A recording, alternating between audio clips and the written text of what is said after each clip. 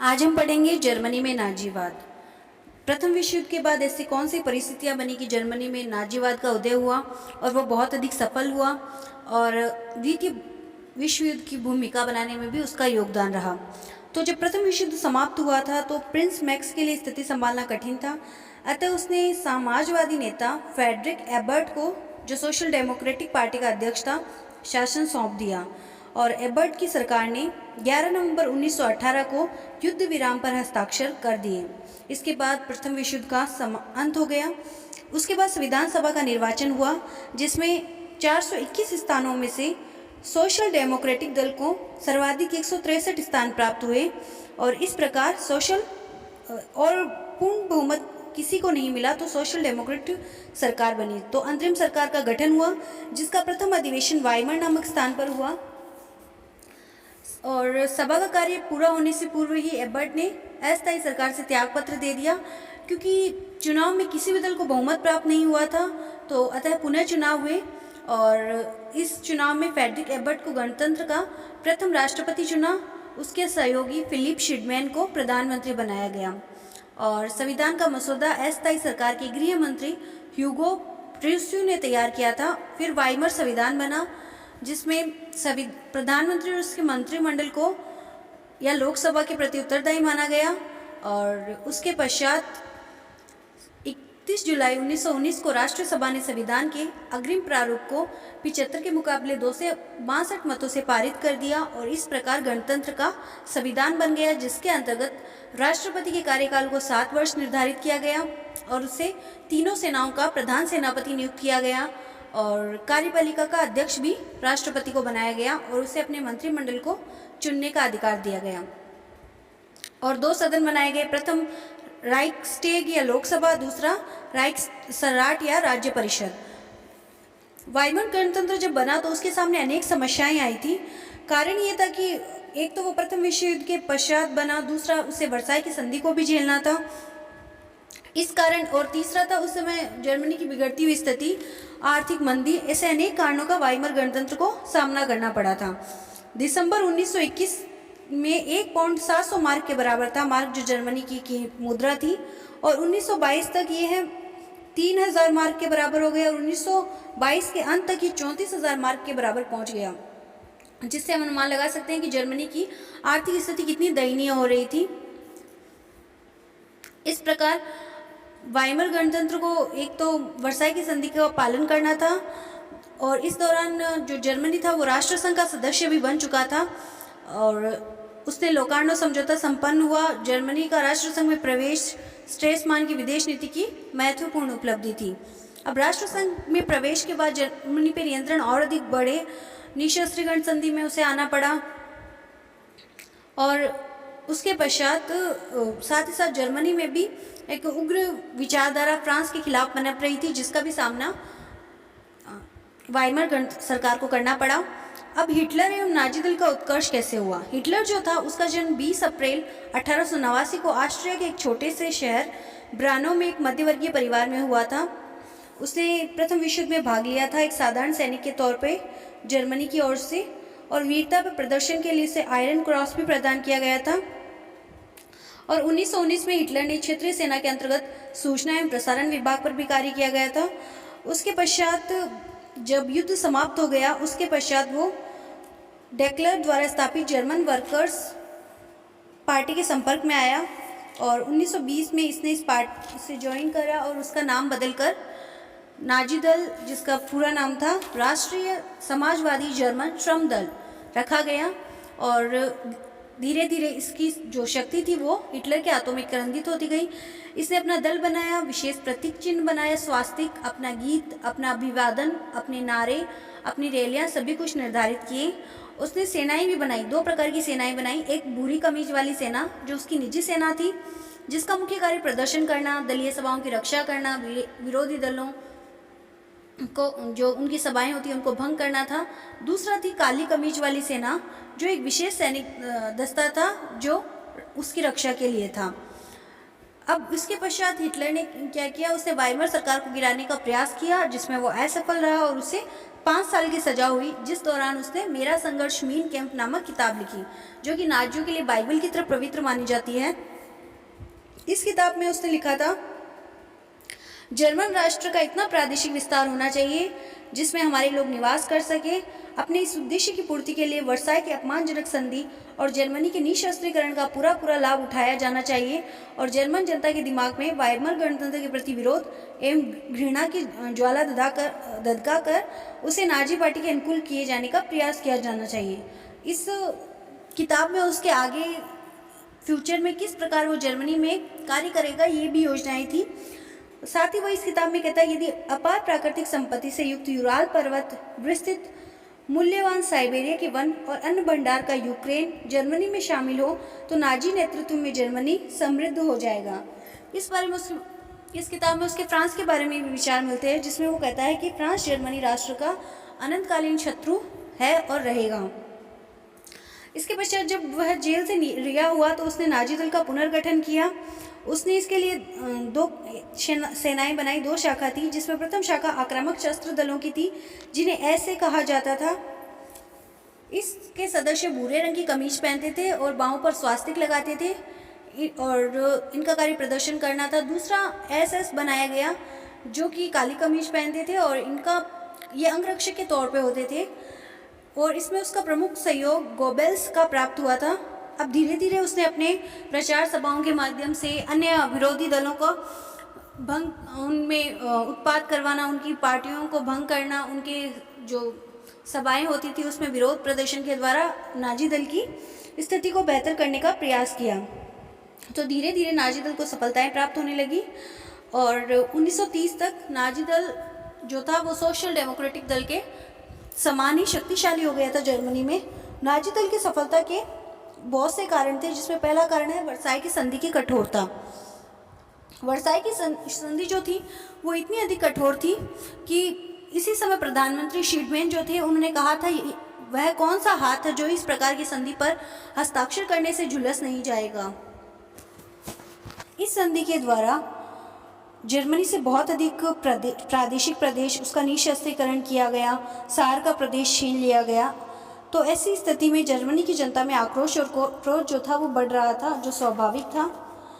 उसके पश्चात भी जर्मनी जब राष्ट्रसंघ का सदस्य बन गया था तो भी उसका निःशस्त्रीकरण किया जा रहा था, जिससे कि साथ ही साथ जर्मनी में हिटलर का अभ्युदय हो रहा था, जिसे फ्यूहर प्रधान नेता कहते थे, जो कि जर्मनी में ऐसी आशाएं जगाता था कि जर्मन लोग सबसे महान है और वह शीघ्र ही जर्मनी को फिर से महान बना देगा। दूसरा कारण था आर्थिक संकट। इस समय तक 29-30 की आर्थिक मंदी का दौर चल रहा था और जो जर्मनी था उस पर ऋण बढ़ा ही जा रहा था। 1931 में कृषकों पर $3 अरब का ऋण था। हिटलर जो था उसने कृषकों को इस ऋण से मुक्ति दिलाने का आश्वासन दिया। बड़े बड़े पूंजीपति साम्यवाद से भयभीत थे, तो हिटलर ने कहा कि वह साम्यवाद का विरोधी है और वह पूंजीपतियों का भी समर्थन करेगा और उनके उद्योग धंधों का राष्ट्रीयकरण नहीं करेगा। छोटे छोटे दुकानदारों तक को हिटलर ने वादा किया कि उनका समाजीकरण किया जाएगा। मार्ग का मूल्य गिर जाने से जिन लोगों की आय समाप्त हो चुकी थी उन्हें भी समृद्धि का आश्वासन दिया गया और इस प्रकार धीरे धीरे ये लोग हिटलर के सहयोगी बन रहे थे। फिर साम्यवाद का भय तीसरा कारण है। हिटलर जो था वह साम्यवादियों का भय जर्मनी वासियों को दिखा रहा था। उस प्रकार 1930 में जो चुनाव हुए थे साम्यवादियों को 77 स्थान मिले थे और 1932 के चुनाव में उनको 89 और उसके पश्चात उसी वर्ष दूसरे निर्वाचन में उनको 100 स्थान प्राप्त हुए थे, जिससे कि साम्यवाद का जर्मनी में प्रसार का भय व्याप्त हो रहा था, जिसके कारण लोगों ने हिटलर को सपोर्ट करना शुरू किया। यहूदी विरोधी नीति। हिटलर जो था वो यहूदियों का बहुत अधिक विरोधी था। उसके यहूदियों पर उसने बहुत अधिक अत्याचार किए थे और उसने क्योंकि यहूदी जो थे वो बहुत ही कम संख्या में थे, लेकिन राजनीति, व्यापार, व्यवसाय और कलाओं में इनका प्रमुख स्थान था। उनका वर्ग जो था वो जर्मनी में वैभवशाली वर्ग था। बड़े बड़े उद्योगों पर उनका स्वामित्व था और साधारण जनता उन्हें शोषक समझकर उनसे घृणा करती थी। तो हिटलर जो था वो यहूदियों का विरोधी था और वो उन्हें देश से निकाल देना चाहता था और उन्हें जो उनके कल कारखाने उन पर आम जनता का अधिकार बनाना चाहता था और इस प्रकार जिसके कारण जर्मनी के लोगों ने उसका समर्थन किया। जातीय परंपरा और चरित्र। हिटलर का ये मानना था कि जर्मनी जो है वो सर्वोच्च जाति है, और वैसे ही जर्मन जाति के लोग भी हमेशा ये मानते थे कि हम एक नायक का अनुकरण कर सकते हैं, पर हमें अपने आप को श्रेष्ठ साबित करना है। इस बारे में प्रोफेसर शूमा का कथन है कि जर्मनी का इतिहास एक राष्ट्र नायक से शुरू होता हुआ 3 राष्ट्रीय राजवंशों के नेतृत्व में चलता रहा और एक राष्ट्र नेता की देखरेख में ही समाप्त हो गया। इस प्रकार जो जर्मन जातीय परंपरा थी उसने भी हिटलर का समर्थन किया। फिर है वाइमर गणतंत्र के प्रति असंतोष। वाइमर जो गणतंत्र था वो ऐसी परिस्थितियों में बना था प्रथम विश्व युद्ध के समय, जिसके कारण जनता उससे प्रारंभ से ही असंतुष्ट थी। और वेंस ने लिखा है कि वाइमर संविधान के अंतर्गत आनुपातिक प्रतिनिधित्व प्रणाली और बहुदलीय व्यवस्था के कारण संसदीय शासन तंत्र की असफलता भी नाजियों की सफलता में सहायक बनी। 1930 में निर्वाचन में 24 दलों ने भाग लिया था, किसी भी दल को बहुमत नहीं मिला। और जो वाइमर गणतंत्र था वो जब असफल रहा तो हिटलर जो था उसने जर्मनी को एक ऐसी संसदीय कार्य प्रणाली जिससे वो ऊब चुके थे उससे बचाकर एक सशक्त व्यवस्था देने का वादा किया, जिसके कारण जर्मनी के लोगों ने हिटलर में विश्वास दिखाया। हिटलर का जो व्यक्तित्व था वह भी एक बड़ा कारण था। उसका व्यक्तित्व बहुत ही आकर्षक था। उसे प्रथम विश्व युद्ध में भी भाग लिया था। उसका भाषण जो होते थे वो भी बहुत प्रभावशाली होते थे। उसके जो मीन कैंप के विचार थे वो भी बहुत ही उन्नति कारक थे जर्मनी के लिए। तो इस कारण जो हिटलर था उसके एक कुशल मनोवैज्ञानिक था, योग्य संगठन करता था, जिसने जर्मन जनता को प्रभावित किया और वो जर्मनी में अधिनायक बन गया। हिटलर ने जो उसका प्रचारक था गोबल्स, वो भी बहुत ही प्रभावशाली था। गोबल्स का प्रचार का सिद्धांत था कि झूठी बातों को भी इतना दोहराओ कि वह सत्य बन जाए। तो इस कारण हिटलर का व्यक्तित्व जो था उसने जर्मनी को प्रभावित किया। नाजी जो कार्यक्रम थे वो भी एक कारण थे, क्योंकि नाजी कार्यक्रम में ये था वर्साई की संधि में संशोधन कराना, जर्मनी के खोए हुए प्रदेशों को पुनः प्राप्त कराना, पुराने गौरव की स्थापना करना, संपत्ति की सुरक्षा, कृषकों का हित, साम्यवादियों का दमन, श्रमिकों को शोषण से मुक्ति दिलवाना, उपभोक्ताओं को उत्पादकों के शोषण से बचाना, छोटे व्यापारियों के हित, बड़े व्यापारियों की लाभ। तो इस प्रकार जो उसके कार्यक्रम थे नाजी दल के वो बहुत ही प्रभावशाली थे, जिसने जर्मनी जनता को आकर्षित किया। उसके पश्चात जो वाइमर गणतंत्र था उसका पतन हो गया। 1930 के चुनाव में हिटलर के पार्टी को भी काफ़ी सदस्यों को काफ़ी सफलता प्राप्त हुई थी। उसकी सदस्यों की संख्या 12 से बढ़कर 107 हो गई थी, जो कि सोशल डेमोक्रेटिक दल के बाद दूसरा बड़ा दल था। और इस चुनाव में साम्यवादियों की भी संख्या बढ़ी थी। तो धीरे धीरे जो हिटलर था वो अपनी नाजी दल की शक्ति को बढ़ा रहा था। और जो नाजी दल 1934 में हिटलर जो था उससे प्रधानमंत्री बना और एक मंत्रिमंडल का उसने गठन किया। उसके पश्चात जब वाइमर सरकार का पतन हो गया तो हिटलर ने धीरे धीरे जो संसदीय व्यवस्था थी उसको भी नष्ट करके अधिनायक शासन का करने के रास्ते पर चल गया। उसने वापस चुनाव करवाए, सरकार को गिराया। 5 मार्च 1933 के चुनाव में नाजी दल को 647 स्थानों में से 288 स्थान प्राप्त हुए और नाजियों के सहयोगी नेशनलिस्ट दल को 52 प्रतिनिधि चुने गए, जिससे कि उसे पूर्ण बहुमत मिल गया। इससे पहले जो उसे पूर्ण बहुमत नहीं था, इसलिए वो पूर्ण अधिनायक की कार्य अपने खुलकर नहीं कर पा रहा था। अब उसने जब पूर्ण बहुमत मिल गया तो उसने प्रथम अधिवेशन करके 4 वर्ष के लिए लोकसभा की सारी शक्तियां अपने लिए मांग ली। जर्मनी का नया नाम तृतीय साम्राज्य रखा गया और धीरे धीरे उसने जब राष्ट्रपति हिडेनबर्ग की मृत्यु हो गई तो उसने प्रधानमंत्री और राष्ट्रपति के पद को एक कर दिया, अर्थात राष्ट्रपति पद भी समाप्त हो गया।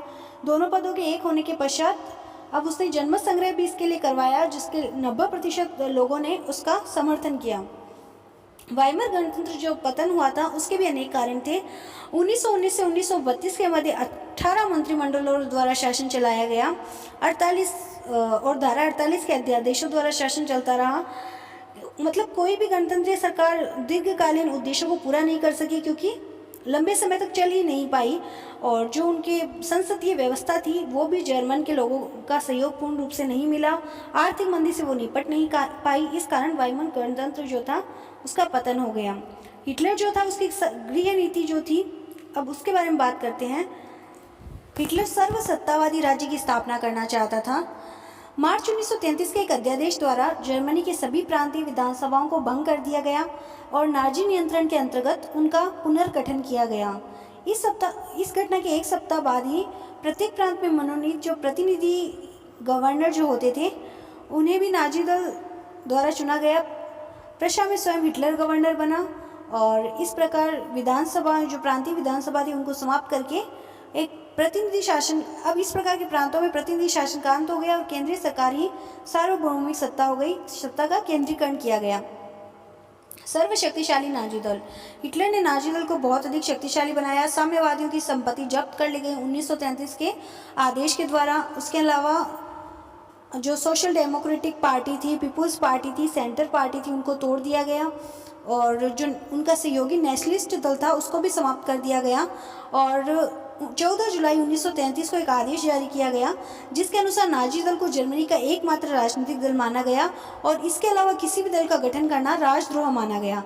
इस प्रकार उसने सारे दलों को समाप्त करके एक ही मात्र पार्टी रखी, वो था नाजी दल।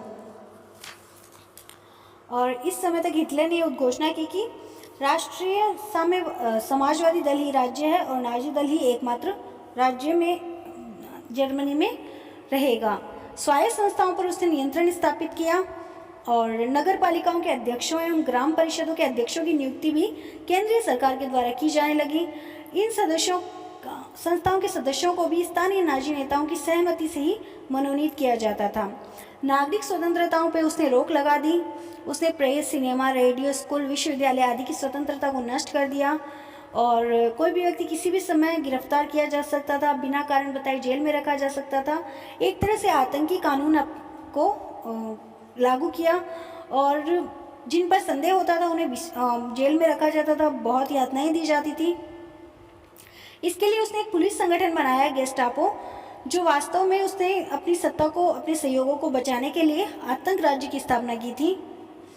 श्रमिकों का एकीकरण, हिटलर ने जो था उसने मई दिवस मनाया, दिखावे के लिए उसने ये है कहा कि वो श्रमिकों का समर्थक है, श्रमिकों की स्वतंत्रता चाहता है और इसके लिए उसने मजदूरों की यूनियन जो थी मार्क्सवादी प्रभाव की थी उसको तोड़ दिया, उनकी संपत्ति छीन ली यूनियनों की और बाद में सभी मजदूरों की एक यूनियन बनाई जिसका अध्यक्ष जो था वो नाजी दल का नेता होता था। और कृषि, व्यापार, परिवहन, उद्योगों के लिए श्रमिकों की अलग अलग इकाइयाँ बनाई गई। इस प्रकार उसने श्रमिक वर्ग को उत्साहित किया पर साथ ही साथ उन पर कठोर अनुशासन भी लगा दिया। नाजी दल की शुद्धि की गई क्योंकि हिटलर जो था उसे लगता था कि नाजी दल में कुछ ऐसे व्यक्ति है जो हिटलर के कार्यों से संतुष्ट नहीं हैं, तो इसलिए ऐसे व्यक्तियों को षड्यंत्र कर करके उनको जेल में पहुंचाया गया, कईयों को गोली मार दी गई, मृत्युदंड दिए गए। इस प्रकार से नाजी दल की शुद्धि हुई। हिटलर की जो नीति थी वो यहूदी विरोधी ही थी। यहूदियों के विरोध में उसे केवल यही शिकायत नहीं थी कि जर्मनी के व्यवसाय और उद्यमों में उनकी संख्या के अनुपात में उन्हें अधिक स्थान प्राप्त है, वे जर्मनी पूंजी के स्वामी हैं, बल्कि उनका मानना था कि जर्मनी का सूदखोरी और भ्रष्टाचार द्वारा रक्त शोषण वर्ग है। उन्होंने जर्मनी स्फीति का गला घोटा है, मुद्रास्फीति का गला घोटा है। उन्हीं के कारण जर्मनी में और अधिक आर्थिक पतन हो रहा है। तो इस कारण 1935 में उसने यहूदी विरोधी कानून बनाए जिन्हें न्यूरेमबर्ग कानून कहा जाता था। इन कानूनों के अनुसार कोई भी व्यक्ति जिसके पितामह या पितामही में से भी कोई अगर एक यहूदी है तो उसे यहूदी माना जाएगा और समस्त यहूदियों को नागरिकता से वंचित कर दिया गया और न ही अब वो बड़े पदों पर काम कर सकते थे जैसे शिक्षक, वकील, डॉक्टर। उसने कहा था कि यहूदी विश्व के दुश्मन हैं। इस प्रकार यहूदियों पर भीषण अत्याचार हुए जिसके कारण 1 लाख यहूदी जर्मनी छोड़कर विश्व के अन्य भागों में बस गए। उसके पश्चात उसकी कैथोलिकों के प्रति नीति जो थी 1933 में उसने पोप से एक धर्म संधि की थी जिसके द्वारा पोप और पादरियों को राजनीति से अलग करने अथवा कैथोलिक चर्च को अन्य धर्मों के समान अधिकार देने की बात स्वीकार की गई थी, परंतु इनमें शीघ्र ही मतभेद स्थापित हो गया। तो उसने कैथोलिक धर्म जो था उसके प्रति जब भीषण अत्याचार हुए 1938 में अनेक कैथोलिक गिरजाघरों में आग लगा दी गई। तो इस प्रकार उसने ये कहा कि राज्य की ही सर्वोपरि है और कैथोलिक लोग जो है रोम के पोप को जो जर्मनी से बाहर थे अपने धर्म गुरु मानते हैं, भक्ति रखते हैं, इसलिए उसने नाजीवादी शिक्षा नीति लागू की चर्चों में। और इसके बाद उसने द्वितीय विश्व युद्ध तक कैथोलिकों से उसका संघर्ष जो था वो समाप्त नहीं हो पाया था। नाजी शिक्षा नीति जो थी वो भी एक अलग नीति थी। हिटलर की शिक्षा नीति नाजी सिद्धांतों के अनुरूप थी। पाठ्यक्रमों के प्रमुख लक्ष्य थे नाजी प्रजातीय सिद्धांतों की शिक्षा, जर्मन राष्ट्र की महान परंपराओं, इतिहास और संस्कृति का वर्णन, राजनीतिक सैनिक के आदर्श, खेलकूद, फार्मों कैंपों में अनिवार्य श्रम द्वारा शारीरिक शिक्षा। इस प्रकार वह एक तरीके से सैनिक शासन चला रहा था, तो उसकी जो शिक्षा थी वो भी एक सैनिक शिक्षा की तरह ही थी। प्रारंभ से जर्मन बालक बालिकाओं के मस्तिष्क में उत्कृष्ट प्रजातीयता के भाव भरे जाने लगे। जर्मन जीवन का आदर्श बन गया एक प्रजाति, एक भाषा, एक संस्कृति और एक नेता। इस प्रकार एक जो बच्चों में शिक्षा थी वह एक जर्मन सेनानायक राज्य की तरफ उनको प्रोत्साहित करती थी। साथ ही साथ जो प्रचार रेडियो, सिनेमा आदि थे, इन पे पूर्ण रूप से नियंत्रण कर लिया गया था। नाजी विरोधी पुस्तकों को जला दिया गया था। और आर्थिक समृद्धि, हिटलर जो था उसे पता था कि अगर किसी भी राष्ट्र को विकास करना, विश्व में अपना स्तर बनाना है, तो उसके लिए आर्थिक रूप से सुदृढ़ होना बहुत अधिक आवश्यक है। तो इसलिए वो उसने सबसे पहला उद्देश्य ये रखा कि जर्मनी को आर्थिक आधार पर बहुत अधिक स्वावलंबी बनाया जाए, ऋणों से निकाला जाए। तो उसने इसके लिए सर्वप्रथम बेकारी को दूर करने का प्रयास किया। नाज़ी जो सरकार के में लेबर कैंप खोले गए, दलीय संगठन का विस्तार किया गया, स्त्रियों को घरेलू कार्यों तक सीमित रखा गया। इन सब प्रयासों के कारण लगभग 20 लाख जो बेरोजगार थे उनको काम मिला। शेष बेकार लोगों के लिए कृषि, व्यापार, उद्योग, परिवहन, श्रम आदि विभागों में व्यवस्था की गई। तो इस 4 वर्षीय योजना को लागू किया गया, जिसके कारण जर्मनी में बेरोजगारों की संख्या बहुत कम रह गई। और हिटलर ने कहा था कि इन 4 वर्षों में उन सभी वस्तुओं के संबंध में जिनका उत्पादन हमारी कार्यकुशलता, हमारे रसायन शास्त्र अथवा हमारे मशीन एवं खनिज उद्योग की सहायता से किया जा सकता है, विदेशों पर जर्मनी की निर्भरता को पूर्णतः समाप्त कर दिया जाएगा। तो धीरे धीरे जो इस कारण देश जो है आत्मनिर्भर होने लगा। कृषि के क्षेत्र में आत्मनिर्भर हुआ, खाद्य निगम की स्थापना की गई, कृषि उत्पादन मूल्य एवं वितरण व्यवस्था पर नियंत्रण किया गया और धीरे धीरे जर्मनी आर्थिक रूप से सुदृढ़ बनने लगा।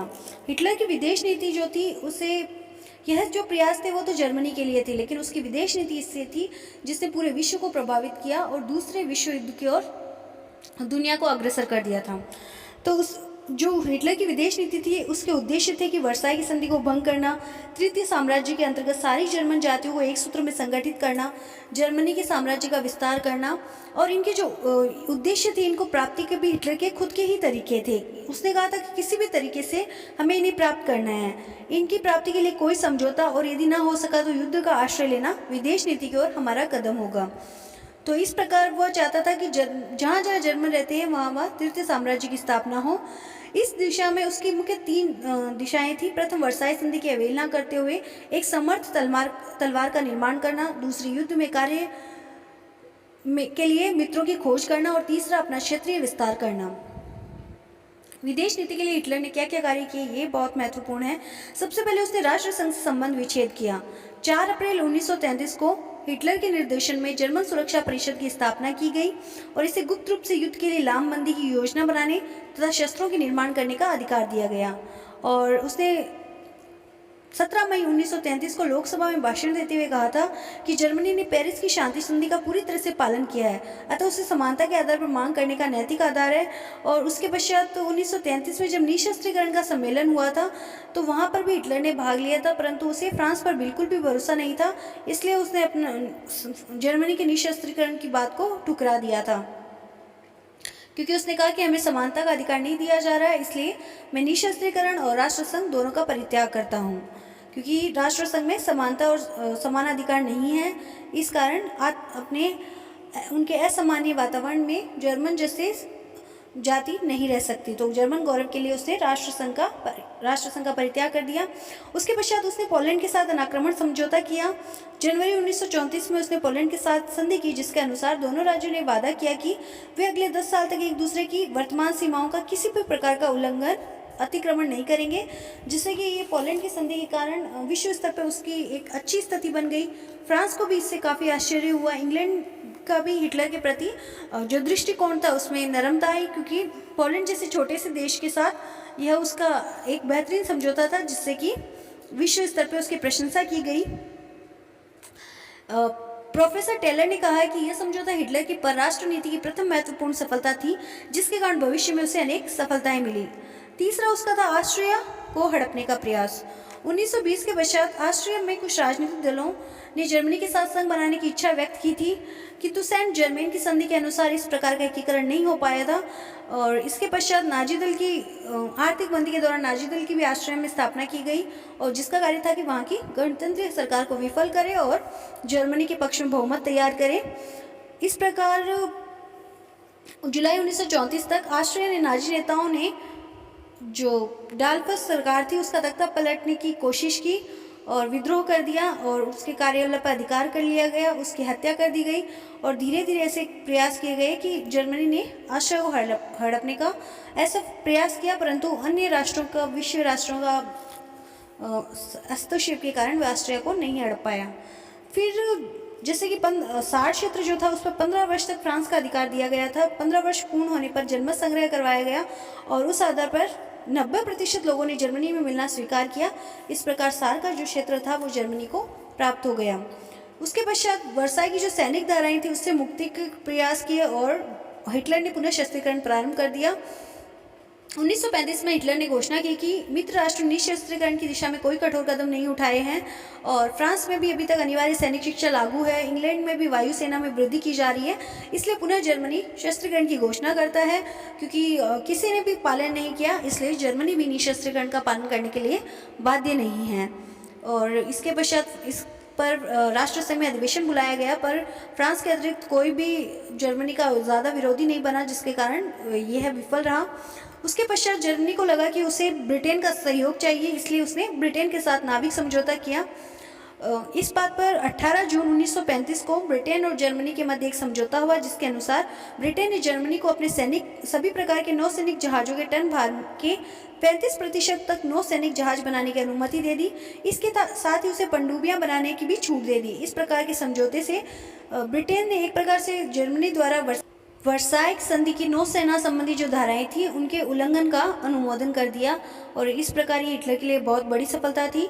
इसके कारण फ्रांस और इटली दोनों ब्रिटेन से नाराज़ हुए, और उसके बाद लोकार्नो संधि का अंत करके राइनलैंड का पुनः सैनिकरण प्रारंभ किया गया था। वर्साई की संधि के अनुसार जर्मनी को राइनलैंड में न तो सेना रखने का अधिकार था और न ही किलेबंदी करने का अधिकार। अक्टूबर 1935 में इटली ने अबिसिनिया पर आक्रमण कर दिया, जिसका पश्चिम राष्ट्रों ने प्रबल विरोध किया। इस घटना से स्ट्रेसा मोर्चा पूर्ण रूप से टूट गया। फलस्वरूप जो जर्मनी थी उसे और अधिक स्वतंत्रताएं प्राप्त हुई। 11 फरवरी 1936 को फ्रांस रूस संधि फ्रांस के प्रतिनिधि मंडल के अनुमोदनार्थ प्रस्तुत की गई और 27 फरवरी को उसकी पुष्टि हो गई। इसके बाद इटली जो जर्मनी था उसने इटली के प्रति सहानुभूति दिखाई।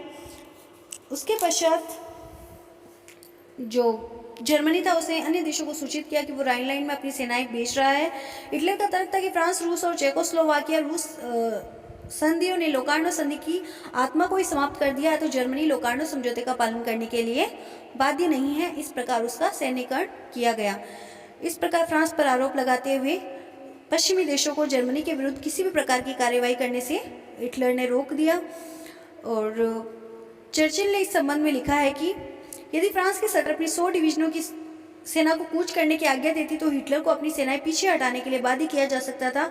उसने बिना युद्ध किए हिटलर की महत्वाकांक्षाओं पर रोक लगाने का अवसर खो दिया। उसके पश्चात हिटलर जो था उसे लगा मित्रों की जरूरत है, तो उसने रोम, बर्लिन, टोक्यो दूरी का निर्माण किया। यह समझौता अक्टूबर 1936 में हुआ था। पहले उसने इटली के साथ और उसके समझौता किया, जिससे कि रोम बर्लिन दूरी बनी, जिसमें समझौते की जो धाराएं थी वो यह थी कि समान हितों से संबंधित सभी मामलों में सहयोग करेंगे, यूरोपीय संस्कृति की साम्यवाद से रक्षा करेंगे और डैन्यूब नदी क्षेत्र में आर्थिक सहयोग करेंगे। स्पेन की प्रादेशिक और औपनिवेशिक अखंडता को बनाए रखा जाएगा। इसके अलावा जर्मनी अबिसिनिया को इटली के साम्राज्य का अंग स्वीकार करता है। बदले में इटली उस क्षेत्र में जर्मनी को कुछ आर्थिक सुविधाएं देगा। इस प्रकार यह रोम बर्लिन दूरी का निर्माण हो गया। नवंबर 1936 को जापान के साथ भी एक समझौता हो गया, जिसे कॉमिटन विरोधी समझौता कहा गया। इस समझौते के अंतर्गत साम्यवाद के प्रसार को रोकने के लिए, एक दूसरे से सहयोग करने के लिए संबंधित धाराएं शामिल थी। इस प्रकार रोम, बर्लिन, टोक्यो दूरी का निर्माण हुआ, जिससे कि एक फिर से कूटनीति शुरू हो गई विश्व राजनीति में। इटली और जर्मनी ने इसे विश्व शांति की गारंटी बताया था। और सोवियत रूस ने इसका विरोध किया था। इसके पश्चात जर्मनी ऑस्ट्रिया का जर्मनी में विलय करना चाहता था। पहली बार वह असफल रहा था, पर 12 फरवरी 1938 को ऑस्ट्रिया के प्रधानमंत्री शुन्शनिंग को अपने निवास स्थान पर बुलाकर धमकी दी और उसके सामने 3 शर्तें रखी गई कि ऑस्ट्रियन नाजी पार्टी को वैध घोषित किया जाए, डालफस हत्याकांड में जो नाजी पकड़े गए उन्हें मुक्त किया जाए, नाजी नेता को ऑस्ट्रिया का प्रतिरक्षा मंत्री बनाया जाए। और इन सब बातों को स्वीकार करने के लिए हिटलर ने उसे 3 दिन का समय दिया। ऑस्ट्रिया की सरकार के सामने उसकी बातें मानने के अलावा कोई विकल्प नहीं था, तो उसने स्वीकार कर लिया। पर धीरे धीरे उसने ऑस्ट्रिया की सीमा पर जर्मन सैनिकों को एकत्रित किया। जो 9 फरवरी 1938 को उसने घोषणा की कि ऑस्ट्रिया जर्मनी में सम्मिलित हो या ना हो, इस पर जनमत संग्रह करवाया जाएगा और यदि जनमत जर्मनी में मिलना चाहेगा तो उसे सहर्ष स्वीकार कर लेगा। शुन्शनिंग जो था इससे सहमत हो गया। 13 मार्च को जनमत संग्रह कराना निश्चित किया गया और ऑस्ट्रिया के अधिकांश लोग अपने आप को स्वतंत्र बनाए रखना चाहते थे और हिटलर भी इस बात को जानता था। तो इस प्रकार उसने वापस शुन्शनिंग को चेतावनी भेजी कि जनमत संग्रह को स्थगित किया जाए, प्रधानमंत्री पद से वो त्याग पत्र दे दे। तो विवश होकर उसे प्रधानमंत्री पद से त्याग पत्र दिया गया और नाजी दल ने 13 मार्च को एक कानून पारित करके ऑस्ट्रिया को जर्मन संघ का एक राज्य घोषित कर दिया और हिटलर ने सशस्त्र सेना के बल पर ऑस्ट्रिया पर अधिकार कर लिया। उसके बाद जो चेकोस्लोवाकिया था उसका संकट आया। चेकोस्लोवाकिया में 20 फरवरी 1938 को हिटलर ने अप्रत्यक्ष रूप से जर्मनी जो वहाँ के निवासी थे उनको व्यक्तिगत राजनीतिक और वैचारिक अधिकार की स्वतंत्रता प्रदान की जाए, उसके अधिकारों की रक्षा संबंधी बातें कहा कि जर्मन साम्राज्य का ये कर्तव्य है, जिसके कारण चेकोस्लोवाकिया का जो निर्माण था वो मित्र राष्ट्रों के द्वारा किया गया था। यहाँ पर चेक और स्लाव 2 जातियाँ रहती थी। इसके अतिरिक्त यहाँ 35 lakh German, 5 lakh Romanian, 8 Hungarian रहते थे। और हिटलर ने चेकोस्लोवाकिया को अपने अधिकार में करने के अनेक कारण बताए थे कि इसका सामरिक महत्व है। शक्तिशाली चेक सेना जर्मनी के अस्तित्व के संकट में डाल सकती है। चेकोस्लोवाकिया के मित्र उसकी मदद नहीं करेंगे, यह बात हिटलर भांप चुका था और चेकोस्लोवाकिया संसदात्मक राज्य था और राष्ट्रसंघ का सदस्य था, तो जर्मनी और उसकी नीतियां आपस में टकराती थी। इस कारण हिटलर जो था वो चेकोस्लोवाकिया को अपने नियंत्रण में करना चाहता था। तो सुडेटन प्रदेश जो था वह चेकोस्लोवाकिया में, वहाँ काफ़ी संख्या में जर्मन लोग रहते थे और हिटलर ने वहाँ की जर्मन लोगों को संगठित करके चेक सरकार को परेशान करना शुरू कर दिया और धीरे धीरे उनसे वहाँ पर तबाही मचवाई और कहा गया कि यहाँ पर जर्मन लोगों के हितों की रक्षा नहीं हो रही है। इसलिए चेक सरकार के सम्मुख 8 मांगें रखी गई, जिस मांगों में पूर्ण रूप से जो जर्मन थे उनको स्वाधीनता, जर्मन क्षेत्रों का परिसीमन, उन क्षेत्रों में जर्मनों का स्वायत्त शासन जैसी मांगें थी, जिससे कि चेक सरकार स्वीकार नहीं कर सकती थी। अंत में बड़े राष्ट्र इसमें बीच में आए और म्यूनिख समझौता हुआ था। म्यूनिख समझौते की धारा ये थी कि चेक सरकार सुडेटन प्रदेश को खाली कर देगी और यह कदम 1 अक्टूबर से प्रारंभ होकर 10 अक्टूबर तक पूरा हो जाएगा और खाली करते समय किसी रेल, कारखाने, किलेबंदी या अन्य इमारतों को नष्ट नहीं करेगी। सुडेटन प्रदेश को खाली करने की शर्तों का निर्धारण एक अंतर्राष्ट्रीय आयोग करेगा, जिसमें जर्मनी, ब्रिटेन, इटली, फ्रांस और चेकोस्लोवाकिया का एक प्रतिनिधि होगा। जनमत संग्रह द्वारा की तिथि आयोग निर्धारित करेगा और नवंबर के अंत तक होगा। जनता को 6 माह तक का समय दिया गया कि या तो वो प्रदेशों में रहे या फिर छोड़ दे। चेक सरकार 4 सप्ताह के अंतर्गत जर्मन राजनीतिक बंदियों को रिहा कर देगी। ब्रिटेन तथा फ्रांस ने चेकोस्लोवाकिया के नए सीमांतों की सुरक्षा की गारंटी ली। इस प्रकार म्यूनिख समझौता जो था वो चेकोस्लोवाकिया के लिए बहुत गंभीर आघात था। उसे अपने 11,000 वर्ग मील का प्रदेश, सुदृढ़ किलेबंदी, स्कोटा का विशाल शस्त्रागार कारखाना, महत्वपूर्ण रेल मार्ग और अन्य औद्योगिक संस्थान जो थे जो जर्मनी को सौंपने पड़े।